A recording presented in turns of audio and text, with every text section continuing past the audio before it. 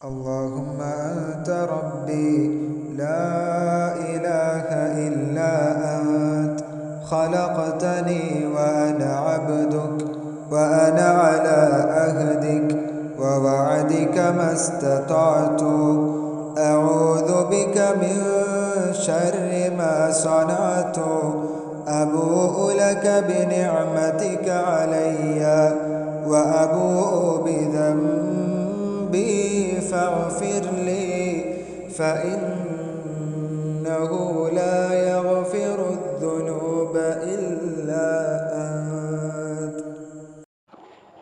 അല്ലാഹുവേ, നീയാണെൻ്റെ റബ്ബ്, സൃഷ്ടാവും സംരക്ഷകനും അന്നം നൽകുന്നവനും രക്ഷിതാവും.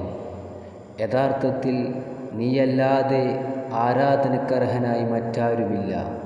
നീ എന്നെ സൃഷ്ടിച്ചു, ഞാൻ നിൻ്റെ അടിമയും ആരാധനകനുമാണ്. നിന്നോടുള്ള കരാറും കടപ്പാടും എനിക്ക് കഴിയുന്നത്ര ഞാൻ പാലിക്കുന്നു.